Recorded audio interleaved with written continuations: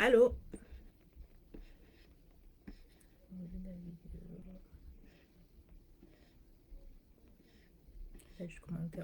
Bonjour, bonjour.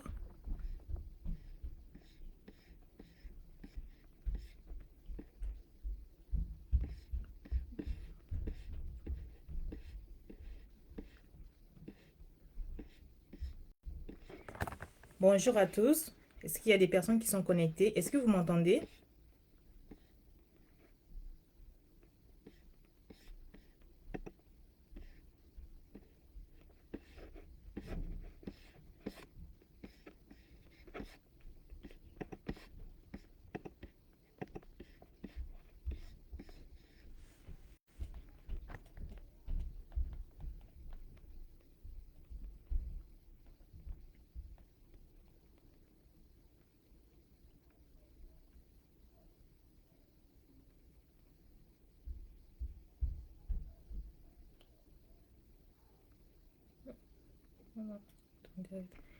Hello tout le monde. J'espère que vous allez bien. Alors, je pense que je suis bien connectée. Oui, le son est nickel. Ok, super. Ok. Est-ce qu'il y a des gens, il y a des personnes qui sont là? Envoyez-moi des commentaires. Dites-moi salut. S'il y a d'autres personnes qui sont là.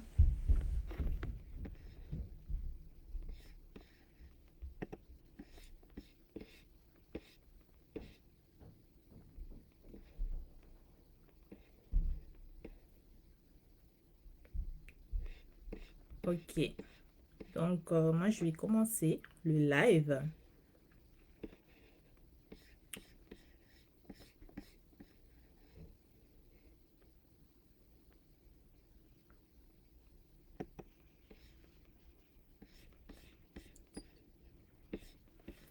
Ok, bonjour à tous. Donc, je vais me présenter. Je vais commencer le live. Je m'appelle Sarah Suzanne Matamba. Je suis coach de vie. Je suis copywriter et je suis aussi auteur depuis 2021. J'ai cette occasion de faire mon premier live aujourd'hui. Pourtant, je suis présente sur les réseaux sociaux depuis depuis 2021 que j'ai commencé à plus poster en fait, depuis la publication de mon livre. Mais je n'ai jamais eu l'occasion de faire un direct. Alors, c'est mon premier direct aujourd'hui et je suis fière de moi d'avoir fait ce pas en avant. Et je vous demande aussi de m'encourager, hein. Donc, voilà.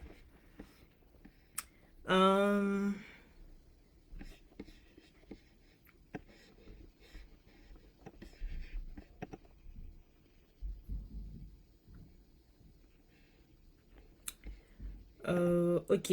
Donc, le thème d'aujourd'hui, nous allons parler des conséquences de la déception amoureuse et comment les éviter. Dans mes écrits, je m'identifie souvent comme coach stop aux déceptions amoureuses parce que voilà, mon coaching est basé sur tout ce qui touche à l'amour. C'est pour cela. Et je parle souvent de déception amoureuse car cela fait partie de mon vécu. Ça fait partie de mes expériences de vie. J'ai traversé plusieurs déceptions amoureuses et cela m'a amené à effectuer un gros travail sur moi afin de guérir. Donc voilà, ça fait partie de ma mission de vie, si je peux le dire ainsi. Et j'ai à cœur d'aider les femmes qui traversent ces situations difficiles à se relever de leur déception amoureuse, à retrouver confiance en elles et à bâtir des relations de couple qui sont saines et épanouissantes.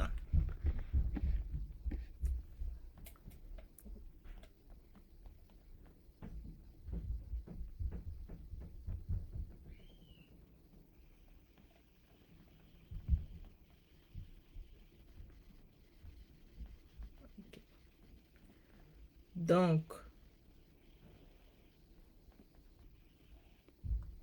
ok.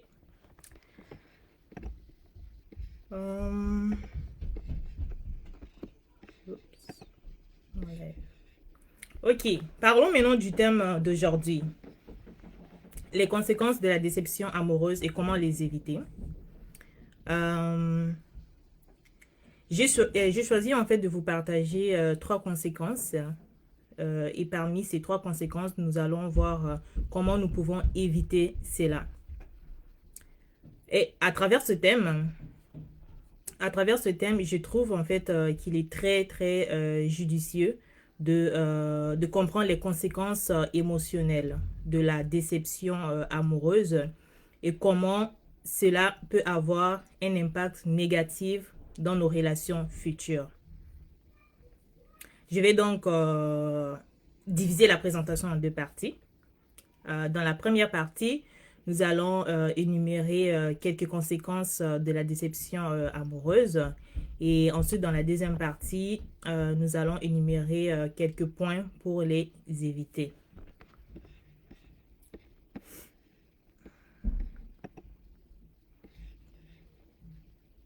Alors, les conséquences de la déception amoureuse. Première conséquence, moi j'ai mentionné les blessures émotionnelles. Ok?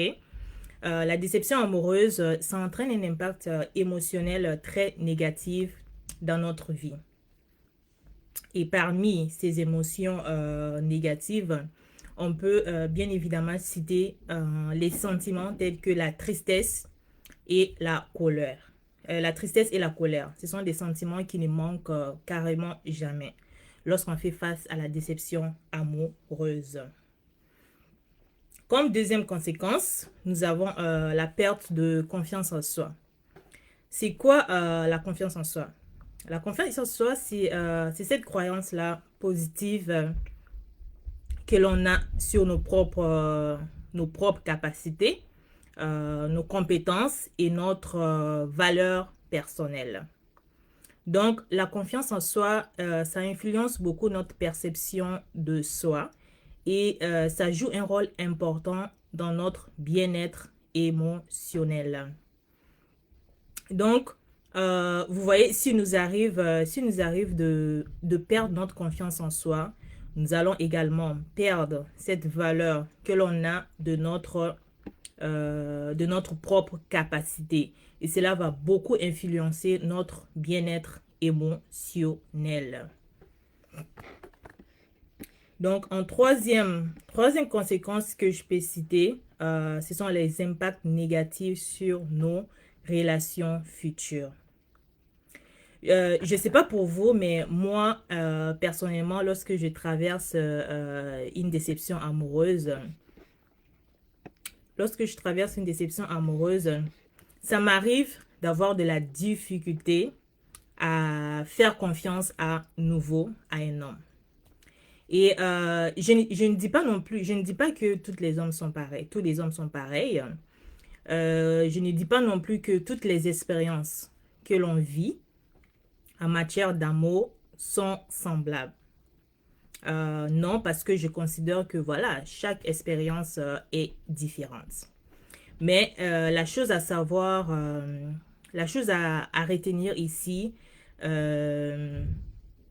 est que après une déception amoureuse, ça nous arrive en tant qu'être humain à avoir de la difficulté à refaire confiance à nouveau. Et ça, c'est bien normal. Voilà. Et donc, après ces conséquences-là, nous allons donc citer quelques points pour pouvoir les éviter.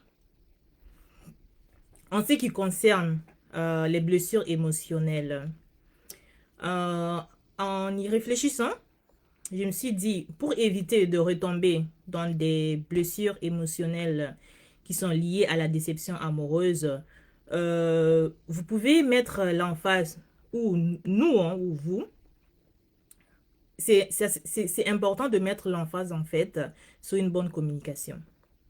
Une bonne communication, c'est important d'insister sur une communication ouverte. C'est important d'établir en fait une communication honnête dès le début de la relation avec votre partenaire.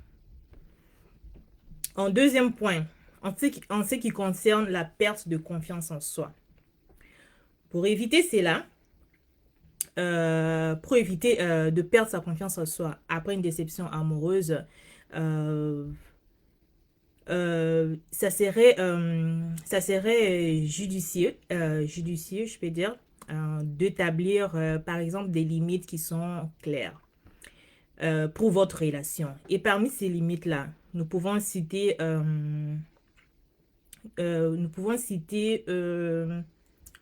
par exemple, la familiarité.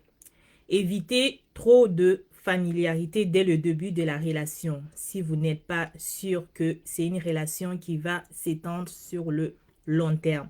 Donc, ne vous attachez pas très vite en fait à la personne en face de vous. Donc, en plus de la familiarité, autre limite que je peux citer, c'est les limites en termes de sexualité. Par exemple, les rapports sexuels, est-ce que vous les préférez avant ou après le mariage? Ça, c'est une des limites que vous pouvez mettre en place et le respecter. Donc, c'est à vous, en fait, c'est à vous d'établir vos propres limites. C'est à vous de rester ferme, en fait, face à cette décision-là que vous avez prise. Et cela va vraiment vous éviter de retomber dans des déceptions amoureuses répétitives et de faire face à la perte de votre confiance en soi. Voilà.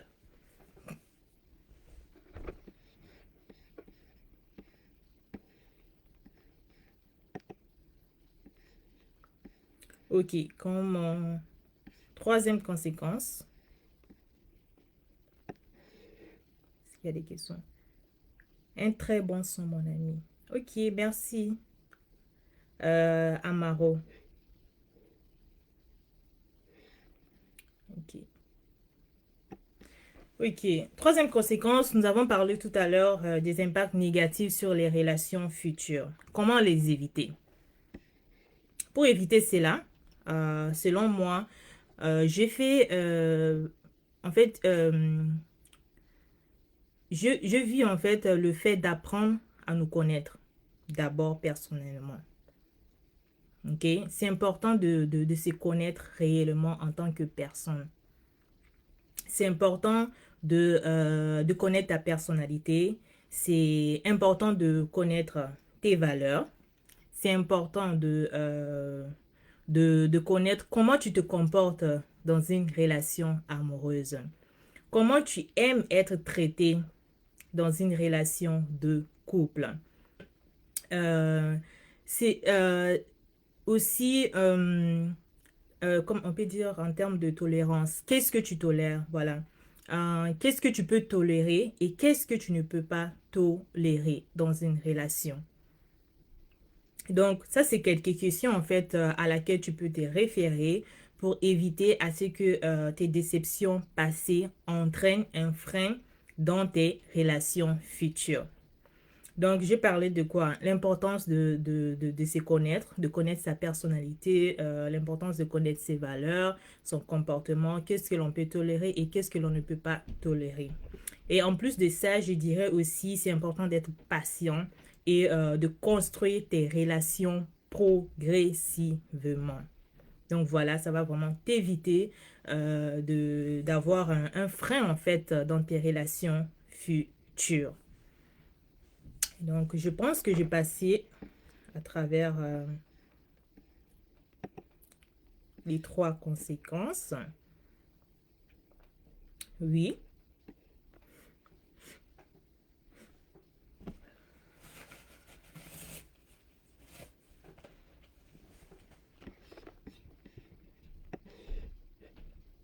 Selon tes expériences amoureuses, comment as-tu fait pour retrouver la confiance envers ton partenaire?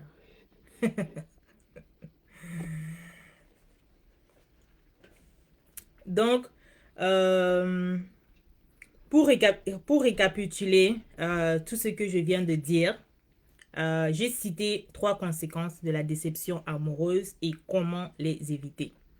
Bien évidemment, ce ne sont pas les seules conséquences qui existent, il y en a plein d'autres. Mais moi, j'ai cité ces trois-là.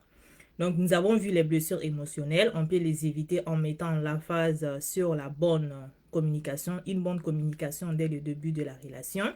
Deuxièmement, la perte de confiance en soi. qui peut être évité en établissant des limites claires pour votre relation. Et en troisième point, les conséquences négatives sur nos relations futures peuvent être évitées en fait en apprenant à connaître notre personnalité, nos valeurs, notre comportement, les choses à tolérer ou non. Et aussi, bien évidemment, en étant patient et en construisant sa relation progressivement. Donc voilà. Donc voilà. Voilà, ça c'est le contenu en fait de mon live. Et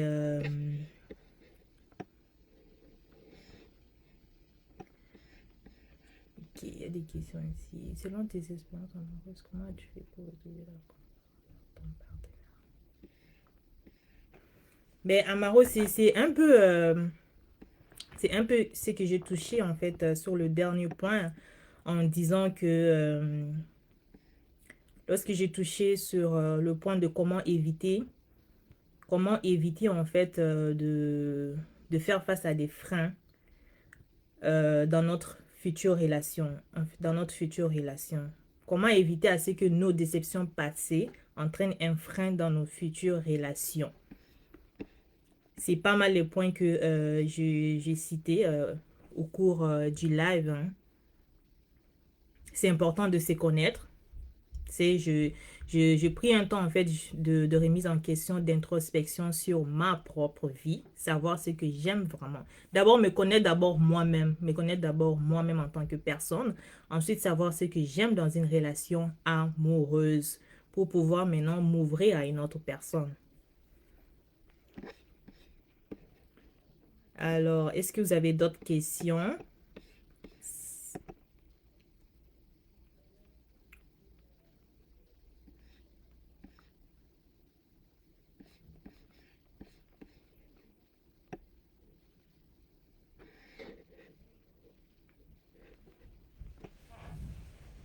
Est-ce que vous avez d'autres questions? Si vous avez des questions, vous les posez parce que moi, mon contenu, je l'ai passé, j'ai passé à travers.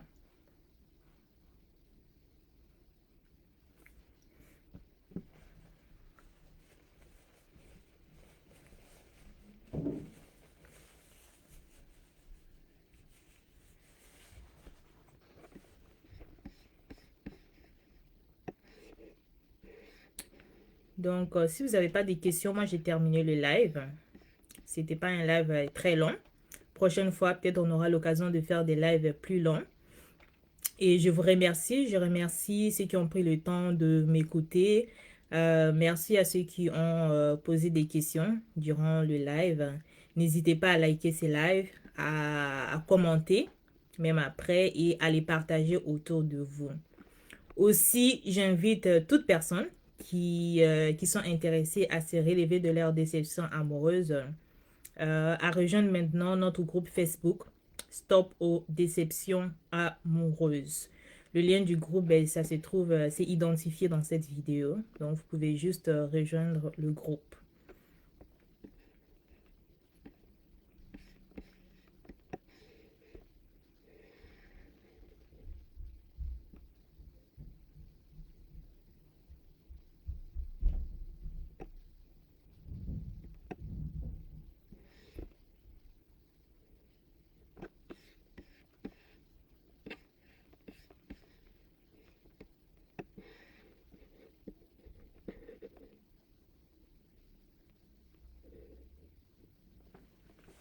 Pas de question.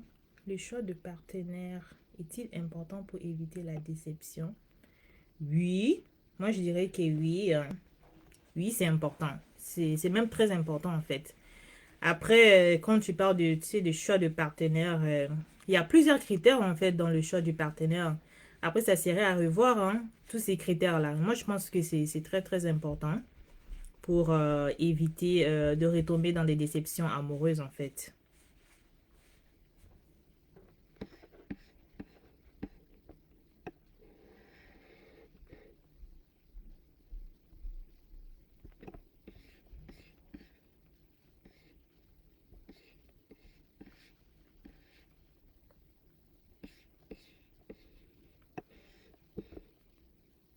Vraiment. Robert, vraiment? Vraiment quoi?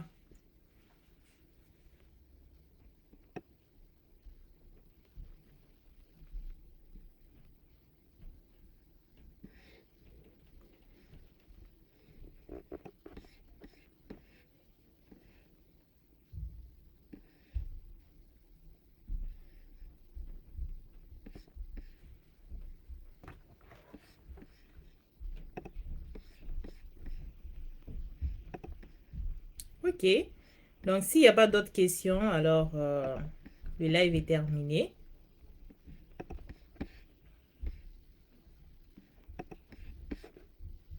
S'il n'y a pas d'autres questions, ben, le live est terminé et je vous souhaite très bonne fin de semaine. Nous nous retrouvons la semaine prochaine par la grâce de Dieu. Si je suis inspirée, je vais faire un autre live la semaine prochaine. Et je vous dis merci beaucoup et ciao ciao. À la prochaine.